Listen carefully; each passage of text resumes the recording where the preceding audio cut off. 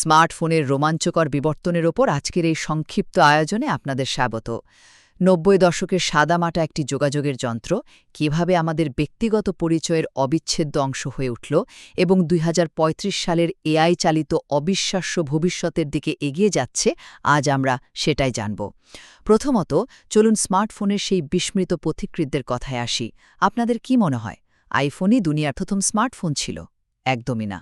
আসলে ১৯৯৪ সালেই IBM Simon নামের বিশ্বের প্রথম স্মার্টফোন বাজারে আনে, যেখানে টাচস্ক্রিন আর ইমেলের মতো অ্যাপসও ছিল। এরপর আসে নোকিয়ার বিখ্যাত সিম্বিয়ান ওএস, কিন্তু অসাধারণ সব আইডিয়া থাকা সত্ত্বেও একটা গোছানো অ্যাপ স্টোরের অভাবে সিম্বিয়ান যুগের সাথে তাল মেলাতে পারল না, যাকে আমরা বলতে পারি সময়ের চেয়ে এগিয়ে থাকার এক ট্র্যাজেডি। দ্বিতীয়ত, ২০০৭ সালে আইফোন এসে পুরো ইন্ডাস্ট্রি তো বটেই, আমাদের মনস্তত্ত্ব পুরোপুরি বদলে দিল। আঙুলের হালকা ছোঁয়ায় চলা ক্যাপাসিটিভ টাচস্ক্রিন এবং অ্যাপ স্টোরের কারণে আমরা ফোন কলের চেয়ে টেক্সট আর ছবি শেয়ারিংয়েই বেশি অভ্যস্ত হয়ে পড়লাম। গবেষকরা একে বলছেন টেকনোলজির গৃহপালিতকরণ।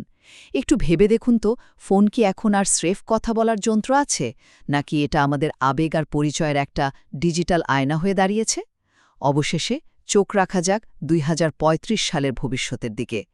বিশেষজ্ঞরা বলছেন স্মার্টফোন কিন্তু হারিয়ে যাবে না, বরং এটি আমাদের স্মার্ট ওয়াচ বা চশমার মতো অন্যান্য পরিধানযোগ্য প্রযুক্তির সেন্ট্রাল হাব বা মস্তিষ্ক হিসেবে কাজ করবে। 6G নেটওয়ার্ক আর প্রোঅ্যাক্টিভ এআই এসে স্মার্টফোনের সংজ্ঞাই বদলে দেবে। ভবিষ্যতে আপনাকে আর আলাদা করে কোনো অ্যাপ ওপেন করতে হবে না। এআই হবে আপনার এমন এক ব্যক্তিগত সহকারী যে আপনার রুটিন বুঝে আগে থেকেই সব কাজ গুছিয়ে রাখবে। স্মার্টফোন কেবল হাতের মুঠোয় থাকা একটা যন্ত্র হিসেবেই থাকছে না, বরং এটি হতে যাচ্ছে আমাদের সম্পূর্ণ ডিজিটাল অস্তিত্বের মূল চালিকা শক্তি।